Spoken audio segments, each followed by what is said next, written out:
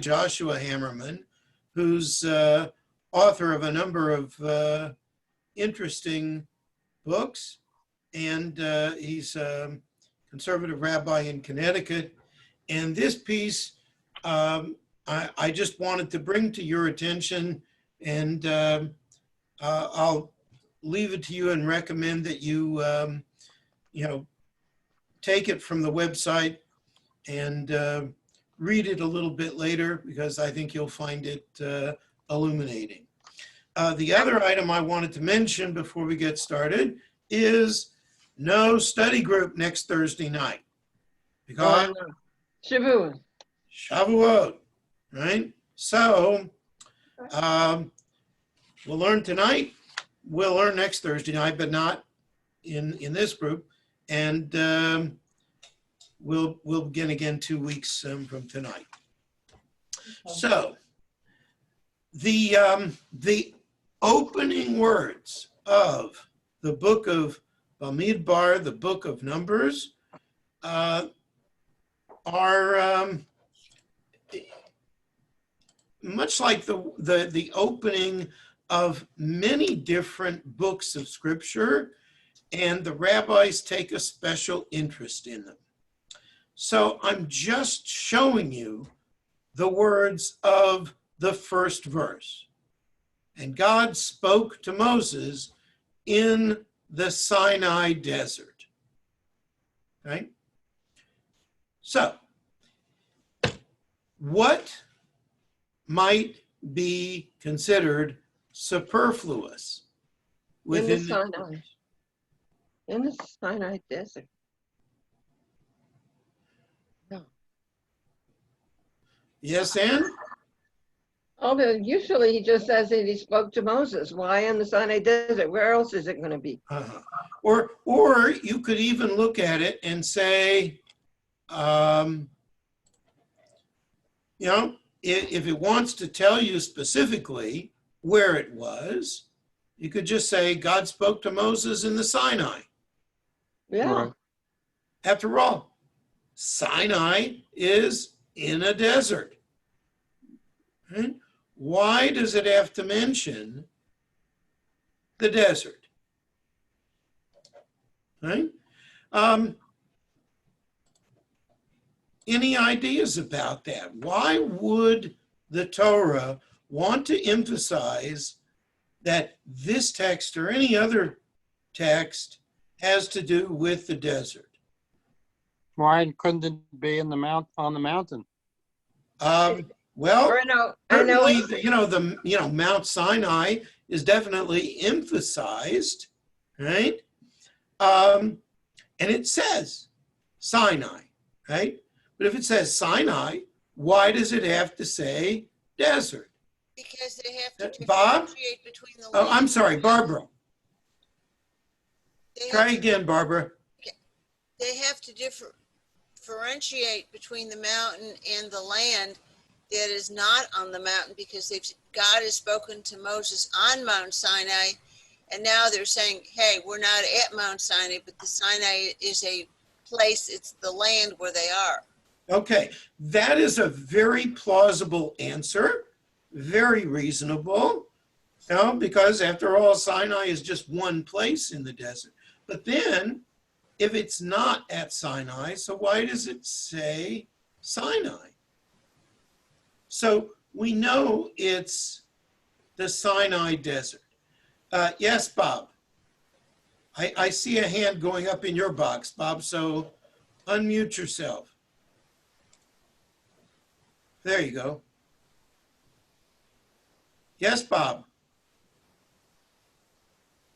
You're not being heard. Anybody else want to try and give an answer? Yes, Ann.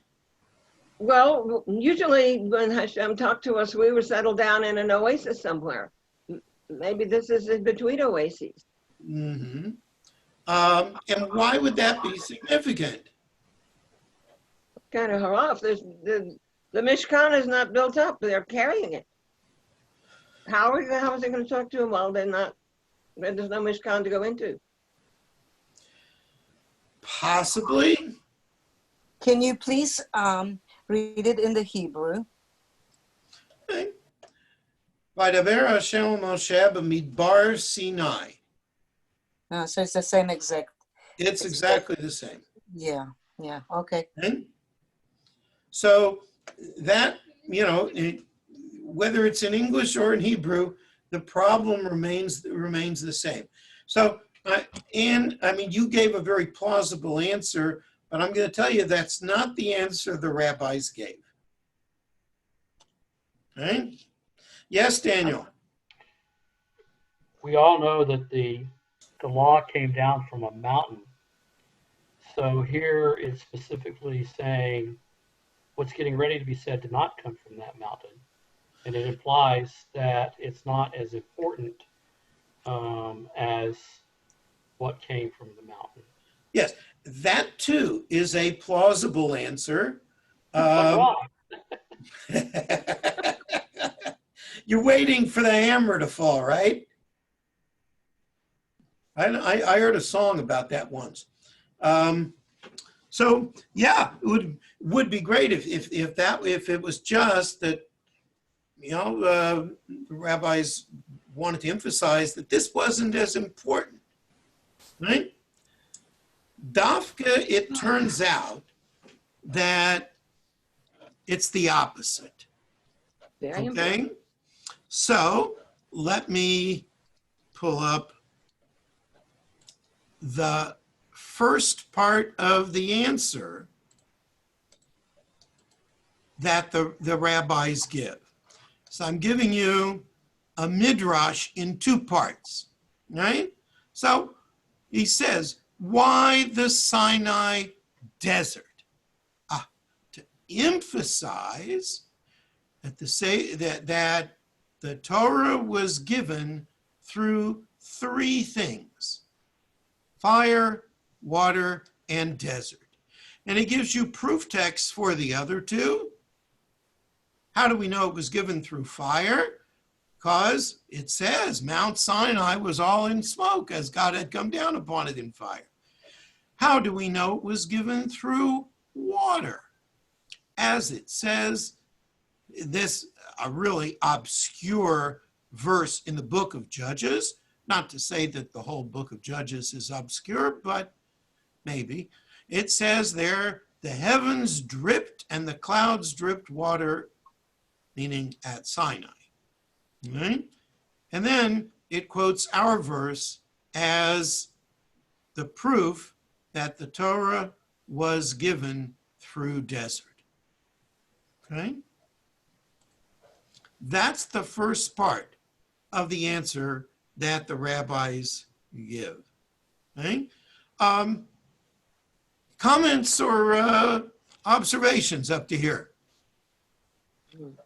Just unmute yourselves if you want to speak up. Are we supposed to know the relative importance of those three categories? Not necessarily, but we'll come to that.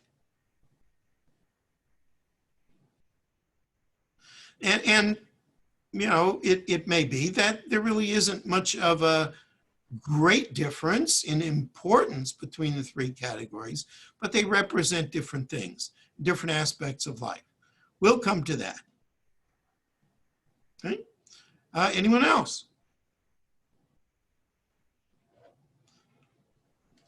Okay. So let's take a look at the second part of the Midrash. Okay.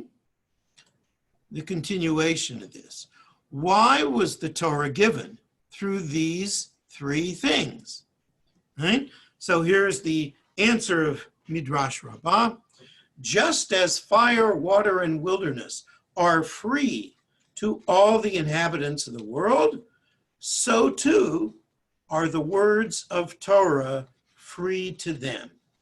As it says, oh, all who are thirsty come for water, even if you have no money. So this verse of Isaiah suggests that water, is free. Right? Fire, well, frequently it's a little too free. Right? and the desert is pretty free. Right? So that is one explanation that's given in this midrash. Second explanation, why does it say God spoke to Moses in the Sinai desert? To suggest that anyone who does not make themselves ownerless like the desert cannot acquire the wisdom in the Torah. Therefore, it says the Sinai desert. Hmm? So there are two answers given. Why do the rabbis suggest that Torah is given through these three things? Okay? Questions up to here? Rabbi, Yes, Del. I really don't understand a person not making themselves ownerless. We belong to God, not to I'm anybody sorry, I else. didn't catch the question, Del. You don't understand what? I don't understand people not making themselves ownerless. Everybody's ownerless, aren't they? Unless they're slaves to a person. Yeah, I'm not sure that ownerless is maybe being used in the way you think it is here, right? It is that we have to set ourselves and our egos aside in order to accept Torah. I think that's the sense in which this teaching is meant. Maybe ownerless isn't the best word. Yes, Anna? Well, why do you have to be egoless to accept Torah? Okay, good question. Anybody have an answer for that? Why would they say you have to be without an ego? Does that mean humility? Uh-huh. Yeah. Maybe not that you have to be completely without an ego, but you have to be willing to set your ego aside in order to learn something that doesn't come from within you. Does that make sense? Huh? I think so. I think what I'm hearing you say is that you may be confronted with things that are not ego congruent, that feel a little alien, and that you want to be open to those things. Yeah, I don't know if alien is the word I would have chosen. I don't, I hope that Torah isn't alien to any of us, even if we're not always 100% open to it. Yes, Ann? Well, sometimes it does to do things we don't want to do. Yeah. Stephen? Well, I think by egoless, they mean that you have to accept that there are things you don't know and that you have to learn, that you don't already know them. Yes.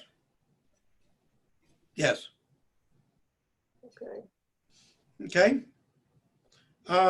Other questions or comments here?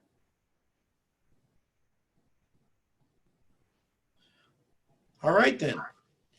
Let's go back to texts.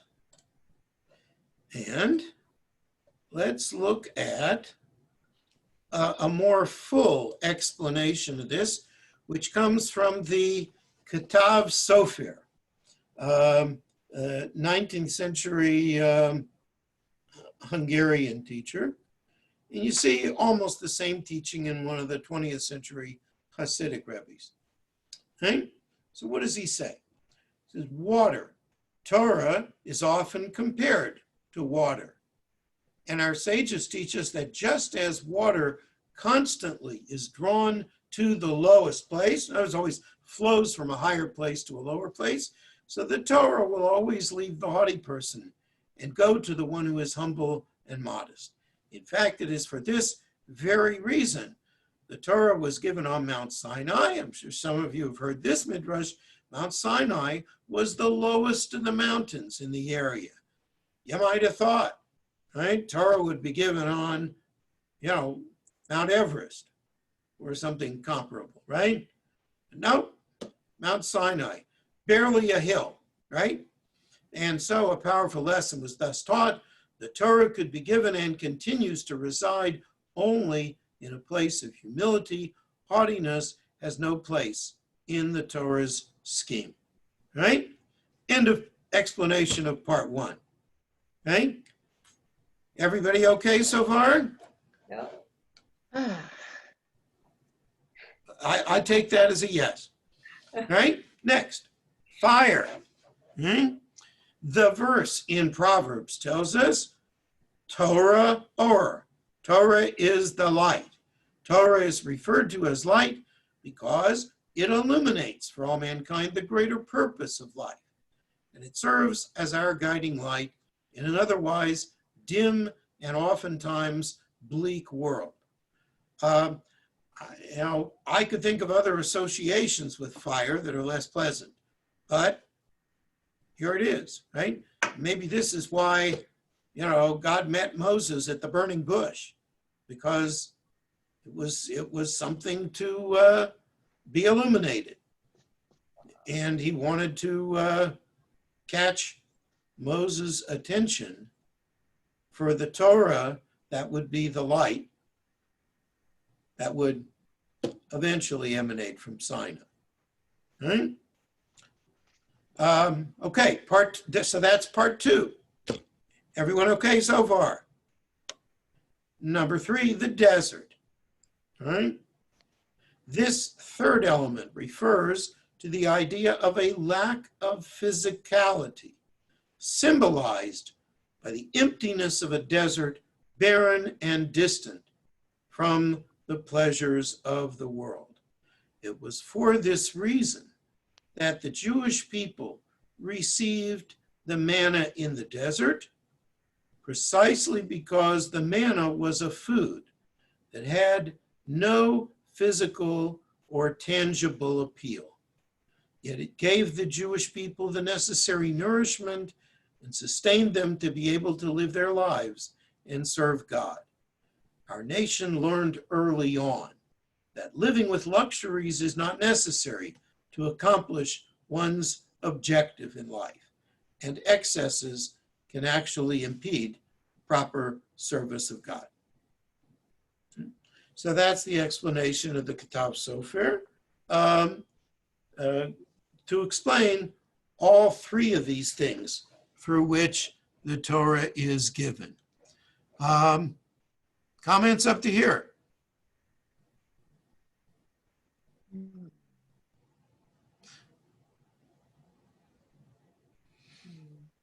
All right, let's move on. Okay. Now, next, a somewhat later commentary from Rabbi Tzvi Hirsch Kalischer from Eastern Europe, right? Who says, why is it in the desert, right? Back to our original question. Wasn't the entire Torah given to Moses at Sinai? He says, if you would be a scholar, it's not enough just to study. But first, you have to have a fire. You got to have the fire. You've got to want it a lot, right? You've got to want to teach others. You've got to have the fire to, as it were, defend God's honor, to be able to stand up for God even when there are those who don't. And he says, one cannot say that he loves God if he does not devote himself to seeing that others live the Torah life as he does. Rabbi Kalischer is not a big advocate of live and let live, right? I'll be a good Jew, and you guys, you do whatever you want. God loves you anyway. Rabbi Kalischer was he was definitely not a Hasidic Rebbe, right? As the Hasidic rabbis and a lot of modern rabbis, we love everybody. Doesn't matter, so you're not so committed, so you don't study Torah. God loves you anyway, right? He says if you want to be a scholar, you have to have the kind of fire and commitment to follow up on that and to bring others along by the same token. Yes, Anna. Anna, you're muted. There you go. I hope. I disagree with him about the fire. And I think that sometimes fire can get in the way of studying Torah. And I think fire can also get in the way of helping others understand Torah. I mean, I see it as you know, this kind of, what is the right word? This obsessive, you know, it could get kind of obsessive and dogmatic. I mean, I guess I'm equating dogmatic with fire here, which which could be a problem. I agree with that completely. I agree too. I agree with Anna completely. And the part that bothers me about the statement is that others. Oh, you just moved it. Yeah. Where are you? Well, You I want was me to bring reading. it back, Daniel? Well, I think I probably, well, all right, there. That others live a Torah life as he does. That's like chutzpahdik. And it's almost un-Jewish. Mm-hmm. Well, We don't teach. I certainly sympathize with what you both are saying. There's a point where fire scares other people off. And that's not what we want. But at the same time, there's got to be some enthusiasm for what you believe in if you're going to spread that. So, I'm not here to, convince you that his reading is right. I think his reading is right for certain situations. And then there are other situations where your reading is right. Yes, Ann. I hang out a lot with very frum people. And if I admit to them that I'm not as observant as they are, they scold me.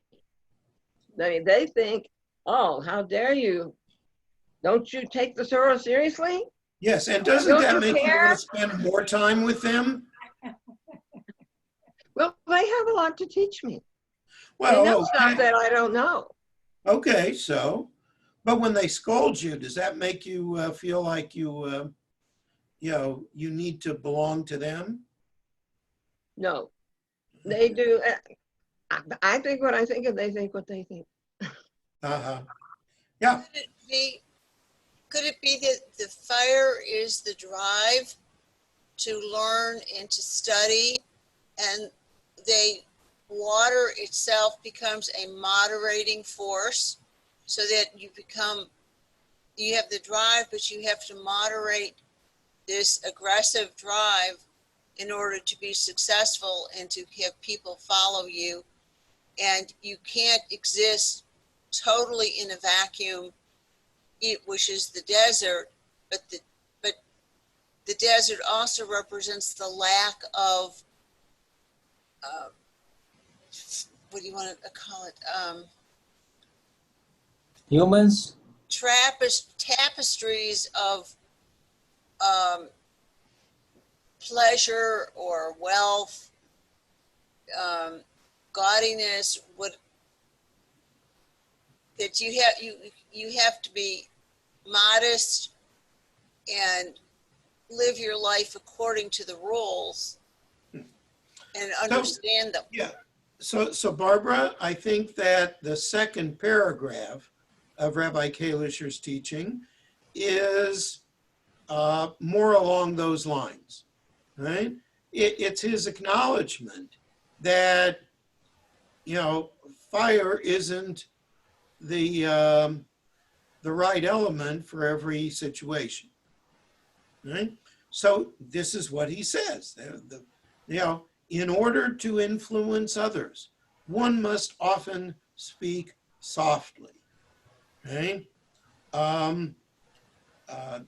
So and he quotes the verse about from the vision of Elijah, God was not in the fire, but after the fire came a still small voice. So this second paragraph, Rabbi, and the first paragraph are written by the same person? They are. He certainly changed his tune. Yes, he did. Right? So he says, if you really fear God, if your fire is built on something truly holy, that person has to pay attention to how the message is being received, how to appropriately lead people. Sometimes you give the fire, sometimes you give the water. And he says, this is the symbolism of the burning bush which was not consumed. Right? The Torah scholar must burn like a fire, but must not destroy his students. Right? Does that help you a little bit, Anna?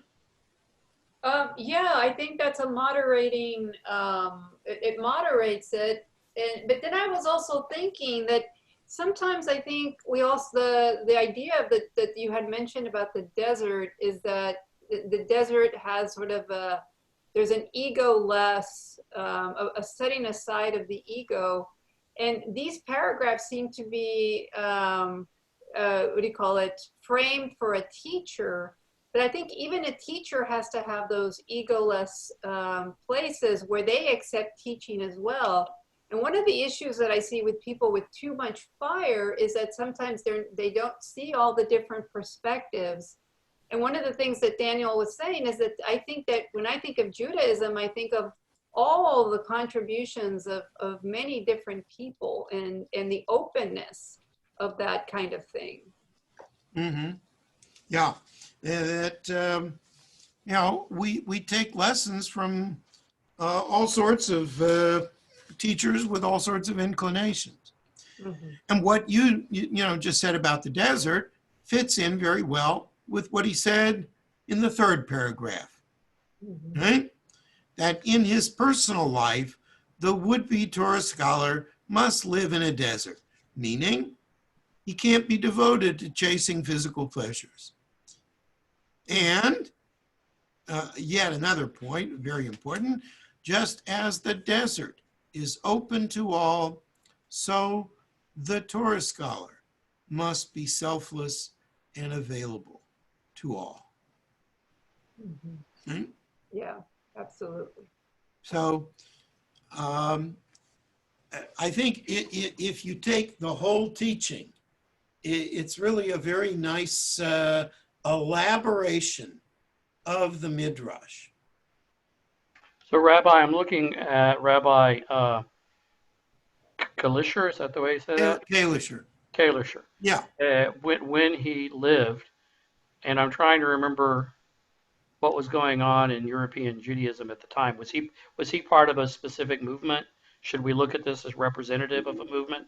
No, he was not, to my knowledge, in any way a Hasidic Rebbe. He was more of the mainstream of Jewish teachers at that time. He was not one of the modernizers, because in his lifetime, of course, you saw the beginnings of both Reform and Conservative Judaism in Europe. But he's really more, part of the mainstream rabbinate of his time. Okay, thank you. Yeah. Other comments or questions up to here? So, Rabbi, one thing that is, so this suggestion, it's his interpretation. So we don't have, as far as I know, we don't have that in our tradition to be in a desert, or basically he's trying to stay away from physical pleasures, but we must engage in life and engage in our communities, and we're not monks on a mountain. We're far different from that kind of tradition. Is that not the case? Did I he's only emphasizing the desert life, and if he was in Europe, he's not in desert anyways. Desert Right. life is very hard. so Yeah, Eastern Europe is not exactly desert.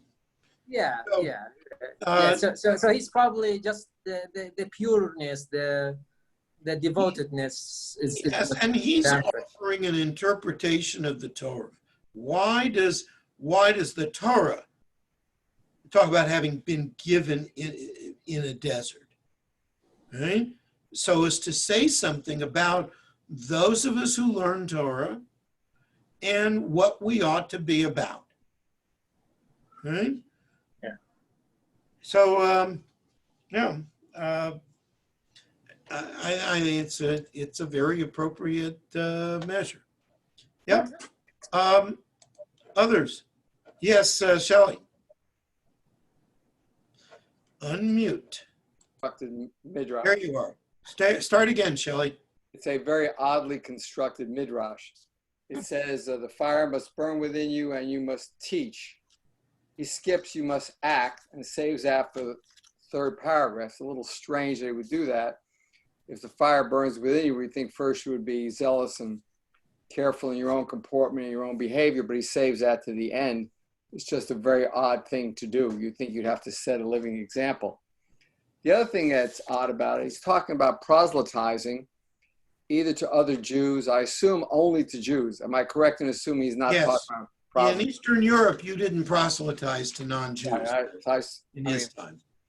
But even proselytizing to other Jews, it's a very, I mean, you don't see all that much of it now, maybe Lubavitchers and others, but he's talking about serious proselytizing of other Jews. You know, the mitzvah mobiles and all that stuff. You just don't see very much of it, even though he's promoting that. Where do you actually see that kind of proselytizing with the fire burning within? It's just an unusual midrash. Where was I never can pronounce this guy. I'm sorry, who's there? I'm sorry, I was going to ask, following up on Sheldon's comment.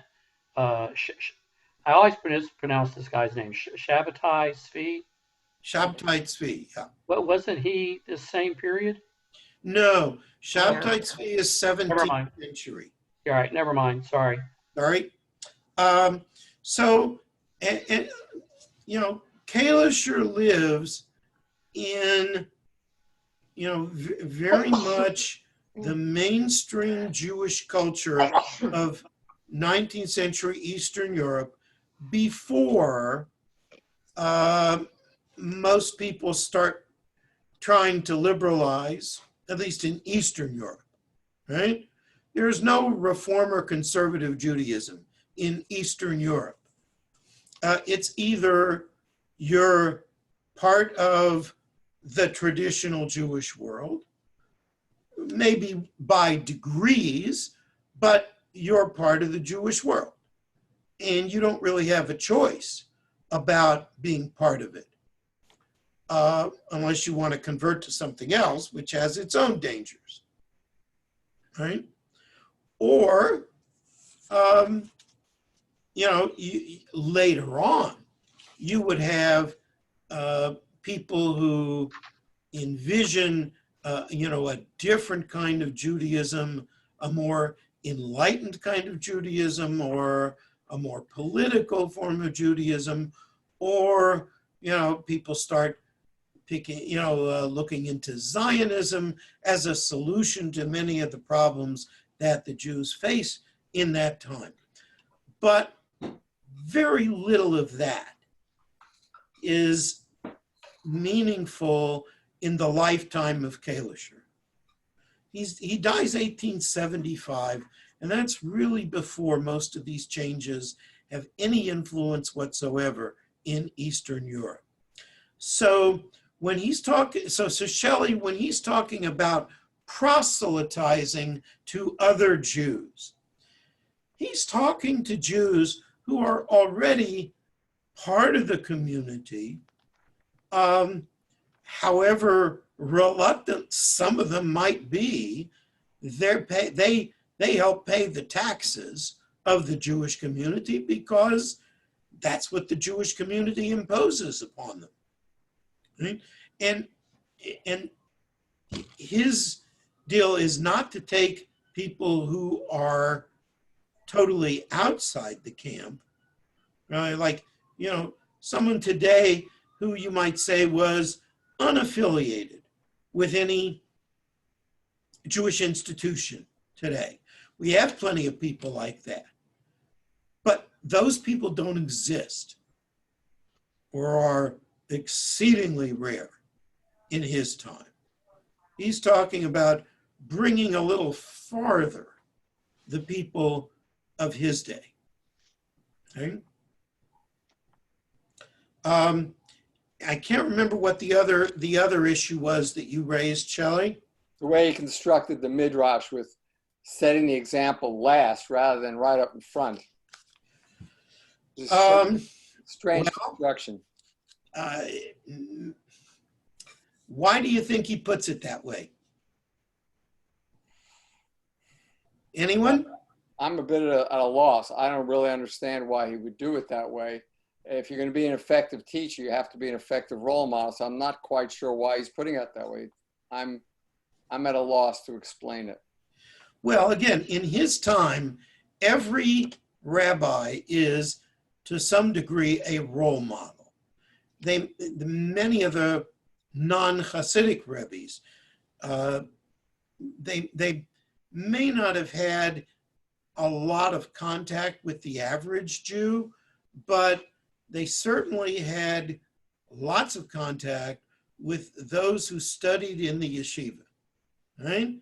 So for them, it was a given that the rabbi was going to be a role model. But, you know, somebody has to remind the rabbi that he does have to be a role model, right? I don't know. You know, I suppose like everyone who went through rabbinical school, I had a teacher or two who were brilliant and exceedingly knowledgeable in the field that they were teaching, but they were not very good role models, at least not in the classroom where we saw them. How so? So maybe the rabbi needs that reminder now and then. What did they do in the classroom that would be not a good role model?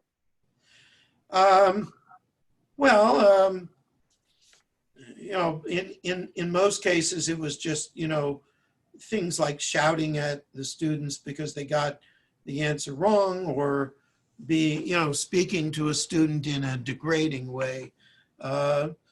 And, you know, it happened with one or two of my teachers. I know it happened with, a couple of the teachers in that same time at Jewish Theological Seminary, right? It's just, you know, it was the way it was. Yeah. And if you were a rabbinical student, you were well advised to live with that. They are humans, just I feel like exactly right, Rabbi. They are humans in the end, but a teacher who doesn't speak softly will easily lose his students. That is absolutely true. Right.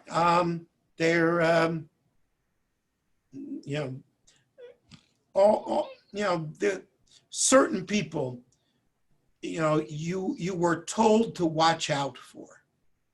If they'd been around the institution long enough, you were told, right? Tread carefully around Dr. So-and-so, right? Other comments or questions up to here? In your comment there, Rabbi, about some of your professors, I go back to that. I think about the ego thing and being a good teacher. When the ego gets in the way of being a good teacher. Well, I'm not always sure that it was an ego thing. I think for some of them, it was the way that they were taught. And they just took after their own teachers.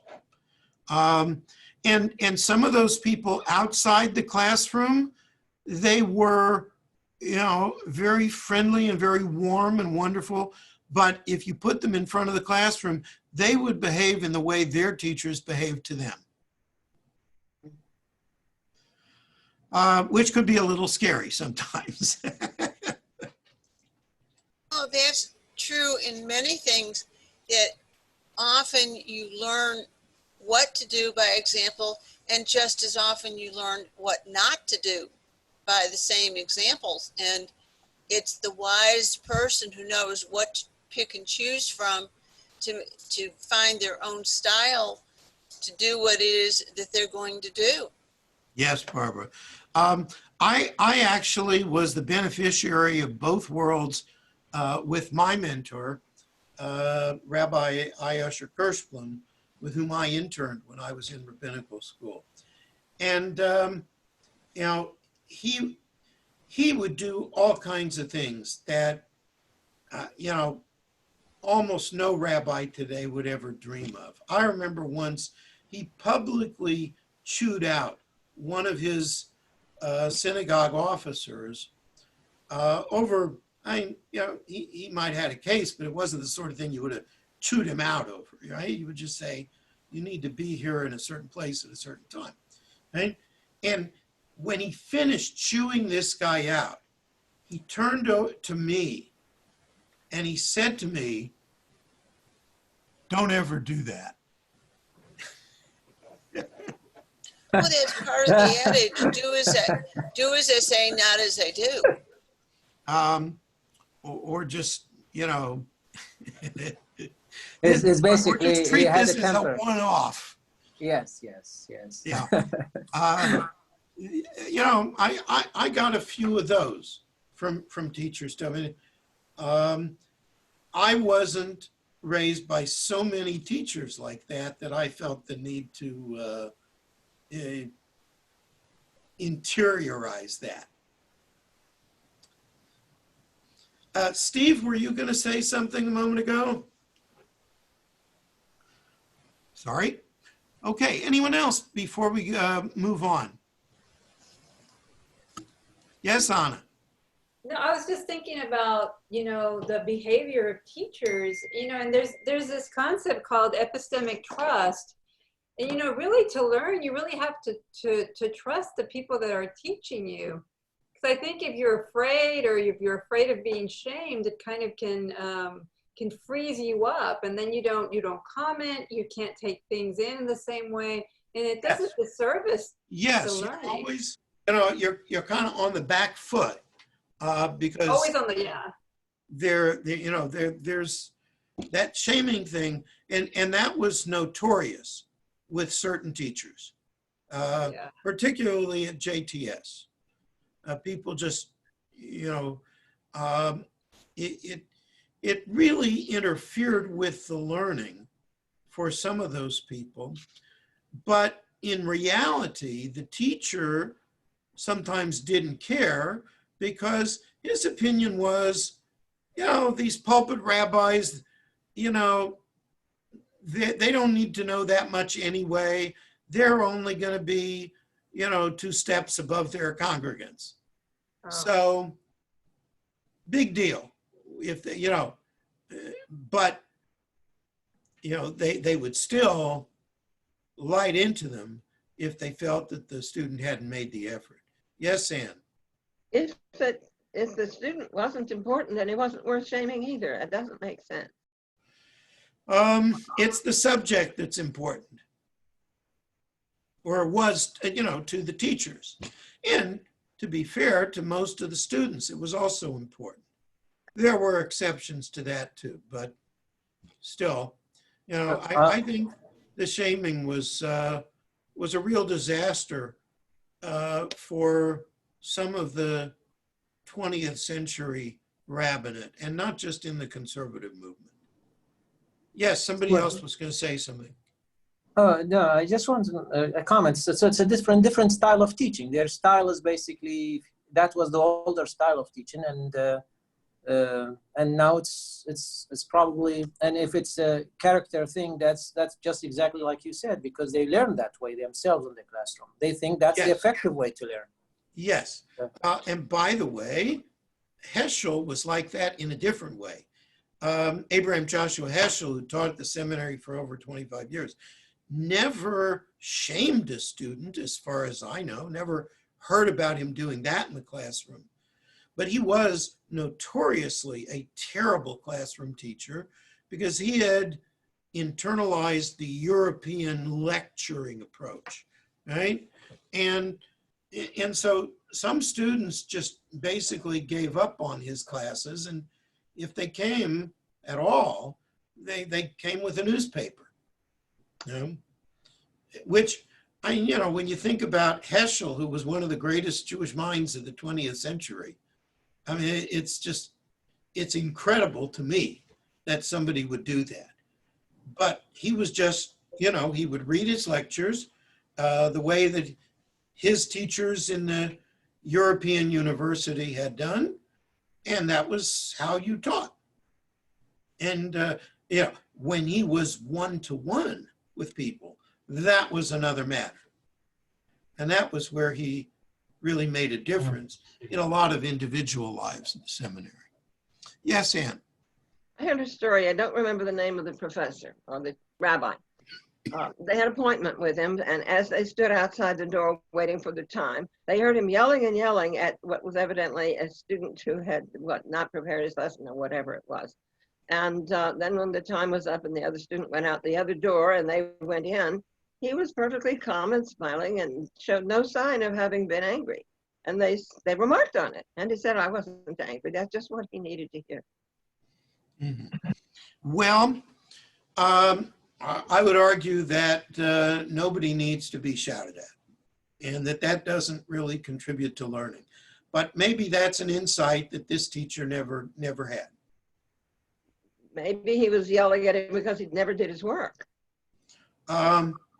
Unlikely, at least, if you're talking about rabbinical school, most of the students are pretty well motivated to do the work. They may not always get the answers right. Well, they do the best they can. Yeah, no. Okay, let's go a little bit farther and go to the next teaching here, which is from the Sfat Emet, right? And I think you'll see that Sfat Emet goes a little bit farther than what we've seen so far. He says, the notion of making oneself ownerless is about quieting down the ego and a renunciation of our hyper-rational critical lenses. Then when he talks about that, by the way, bear in mind, this is a Hasidic Rebbe, right? He's not somebody who is, trained in logic and reasonable, and the use of reason to promote religion.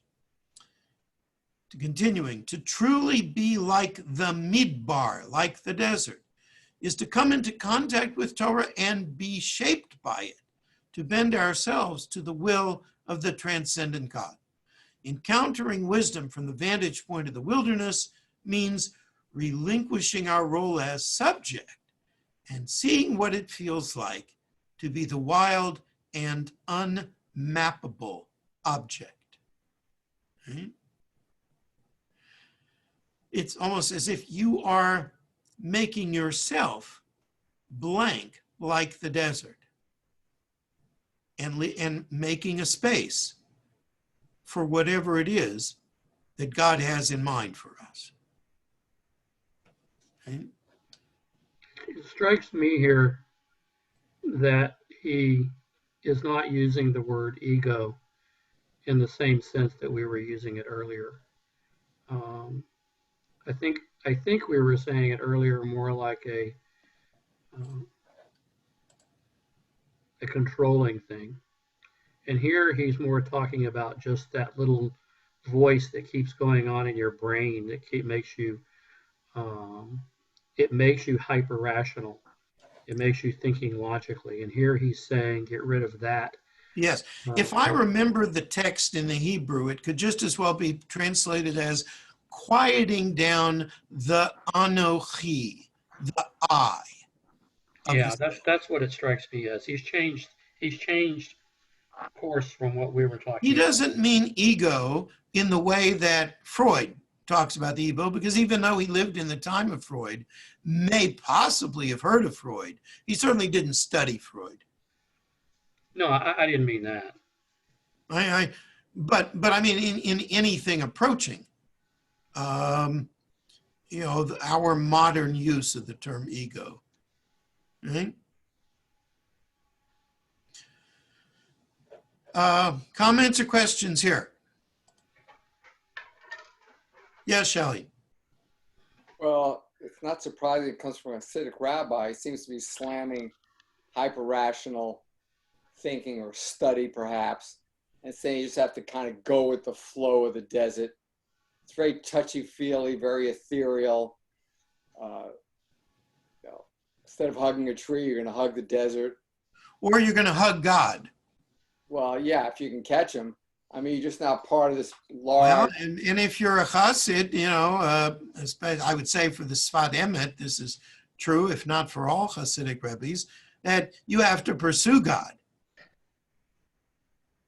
And then when you do that, there's a famous Hasidic parable of the father who is training a child to walk and holds his hands out in front of him to entice the child to come forward, right? And that ultimately is the way it is with God as well, right?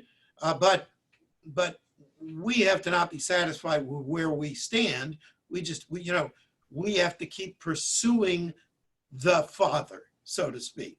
Well, but he points out that you have to think of yourself not as subject, not an actor, not a player, but as part of this unmappable desert. Yes. Very diffuse. Sfat Emet is really one of the most profound of the Hasidic teachers, and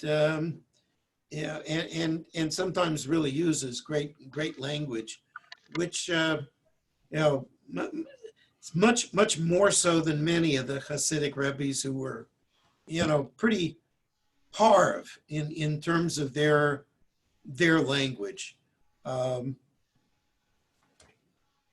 Sfat Emet is a cut above the average in that way.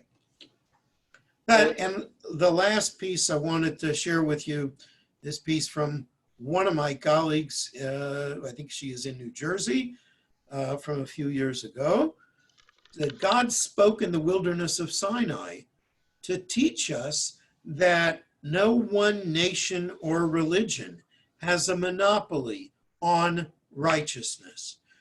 We Jews live Jewish lives shaped by the laws, values, and rituals of the Torah.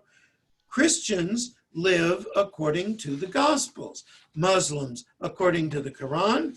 Others by a host of sacred texts, systems of belief, and rituals. And that, we believe, is as it should be. God gave the Torah in the wilderness because, as our rabbis teach, the righteous of all nations have a place in the world to come. Just to add on to this, we could have argued that the Holy Land is the place where the Torah should have been given, right? Because that's our land, right? God could have given the Torah to the Israelites after they got into the Holy Land. But Rabbi Newmark, I think, is right. There's,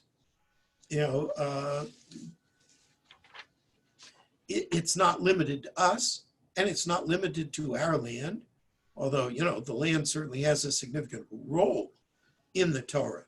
The Jewish people certainly has a significant role in the Torah, but it's not something we keep secret. Its lessons are available to everyone. Okay? Rabbi, this I'm going to call it one God, multiple approaches sort of philosophy. How long has that been around, and did it come from any particular denomination, and did it have something to do with a rejection of being. That's a great question, Daniel. And I think you can make a case for saying that this approach was always there in Judaism. The problem that we faced was that we were, almost everywhere we lived, a persecuted minority. And so there tended to be emphasis on the unique role of the Jewish people. And for, in Jewish mysticism and certainly in Kabbalah, the Torah is given to the Jewish people because only they can have the kind of effect on the cosmos that, that God requires. So we're given that role, right? Was that the way it was really in the Torah? Not necessarily.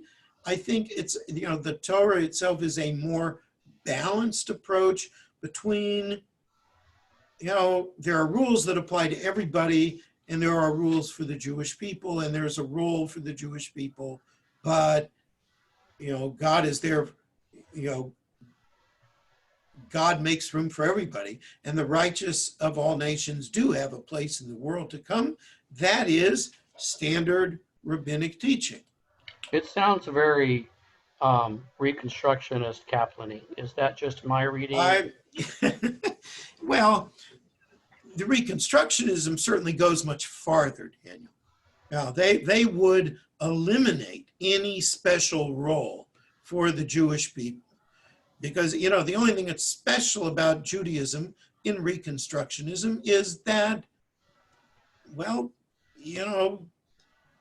we have our unique folkways, right? But God doesn't have a special role for us. And that's not what the rest of the Jewish world teaches. Yes, Ann.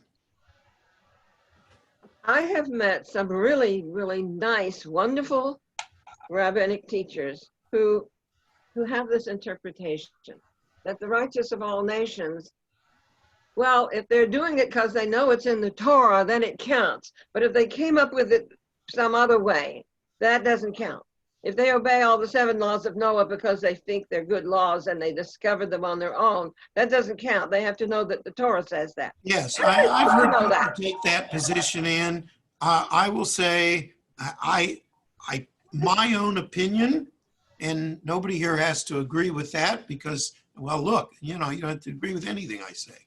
You just have to keep coming, right? But my opinion is that that is not the correct interpretation of the rabbis in the Talmud who said the righteous of all nations have a share in the world to come. I don't think they meant it was, limited to those who respected the Torah. And the Talmud tells all sorts of stories about pagans who did certain great things, who showed great respect for their parents, or who returned objects that didn't belong to them when they could have gotten away with keeping them. And they point to these as great examples of behavior without ever saying, well, this person must have known what the Torah was telling us. Okay. Other comments or questions? Okay. Reminder for those of you who came on late, we are not meeting next Thursday night. Next Thursday night is Shavuot. Encourage you to sign on to the congregational service and program beginning at 8 o'clock. And hopefully I will see you all in 2 weeks. So, Shabbat Shalom, everybody. Shabbat Shalom, Rabbi. Thank you so much. Thank you, Rabbi. Great class tonight. Thank you. Take care. Have a blessed Shabbat day. Shalom. Bye-bye. Shabbat Shalom. Bye. Thank you.